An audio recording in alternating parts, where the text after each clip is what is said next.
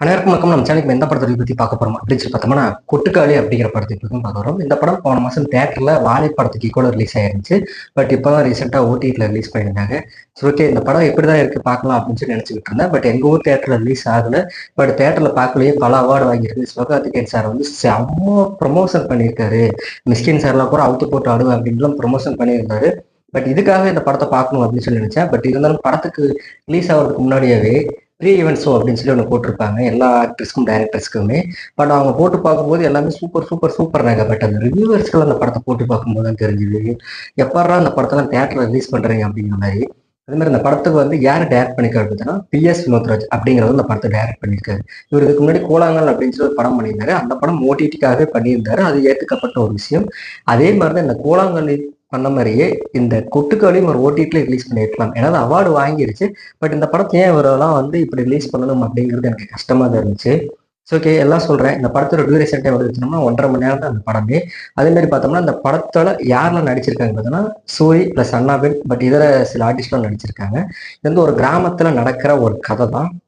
கதை அப்படின்னு சொல்லணும்னா எல்லா படத்துக்குமே ஒரு கதையை சொல்லி கிளைமேக்ஸ் நடக்கும் அப்படின்னு சொல்லி சொல்லுவோம். பட் இந்த படத்தோட கதை என்ன அப்படின்னு பார்க்கும்போது, சூரியனும் துபாயிலேருந்து வராரு.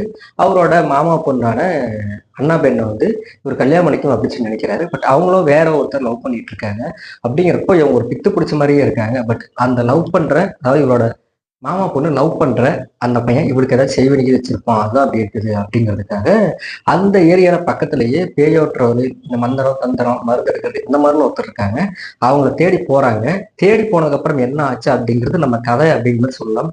பட் தேடி போனதுக்கு அப்புறம் முடிவு இதற்கு பிறகு உங்கள் கையில் போட்டு க்ளோஸ் பண்ணிட்டாங்க. எனக்கு கஷ்டமா இருந்துச்சு. என்னடா சொல்ல வந்தாங்க? 1.5 மணி நேரம் இந்த படத்தை ஜவ்வா போட்டு இடிச்சிருக்காங்க.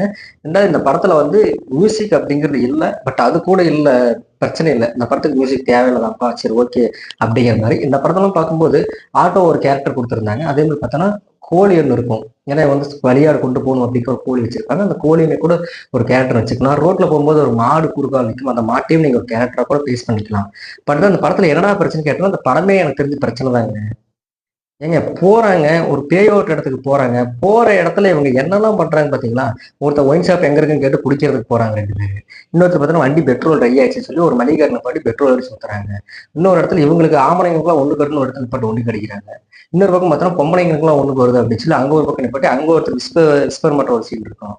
இதுல போற வழியில போலீஸ்கார ஒருத்தர் பிடிச்சிருப்பாரு. அந்த போலீஸ்கார பிடிக்கிற சீன் ஒண்ணு ஆகட்டும். இப்படி எக்கச்சக்கமா தேவையில்லாத சீன்ஸ்.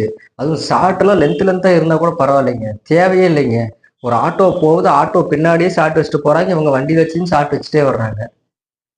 எனக்கு இந்த படத்தை பத்தி என்ன சொல்றது அப்படிங்கிற மாதிரி தெரியல. படத்தை 1.5 மணி நேரம் ஓட்டணுங்கிறதுக்காக எடுத்திருக்காங்க. பட் எனக்கு தெரிஞ்சு இந்த படம் ஓடிடில மட்டுமே ரிலீஸ் பண்ணிருக்கலாம். இந்த படத்துக்கு ஏகப்பட்ட பில்டப் பண்ணிட்டாங்க.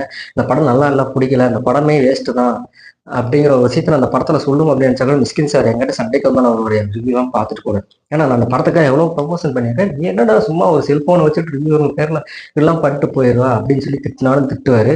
பட் எனக்கு அதை பத்திலாம் கவலை இல்லை. இந்த படத்தை பொறுத்தவரையுமே எனக்கு தெரிஞ்ச சில விஷயங்கள். ஆட்டோ போகுது, ஆட்டோவை ஷார்ட் வைக்கிறாங்க. ஓகே, ஆட்டோ போயிட்டு இருக்க ஷார்ட் வைக்கிறாங்க. அதுக்கு முன்னாடி போற தரத்தை ஒரு ஷார்ட் வைக்கிறாங்க. ஒரு காட்டுல பிபேல போறாங்க. அந்த காட்டுக்குள்ள இவங்க போயிட்டு ரிட்டர்ன் வந்து அதுக்கப்புறம் அந்த காட்டையே காட்டுறாங்க. இப்படி எக்கச்சக்கமா டைம் ஓட்டி இருக்காங்க. சரி ஓகே, எல்லாம் பண்றாங்களே, இதுக்கப்புறம் என்னதான் ஆச்சு அப்படிங்கிறதுக்கும்ல அதுக்குமே எந்த ஒரு பதிலும் சொல்லாம இதுக்கு நம்மளே ஒரு கதையை சொல்லி நம்மளே எழுதிட்டு போயிடலாமே. முடிவு எங்க கையெல்லாம் அப்புறம் நாங்க எங்க படம் பார்க்க வரணும்? நாங்களே டைரக்ஷன் பண்ணிட்டு போயிடலாம்ல.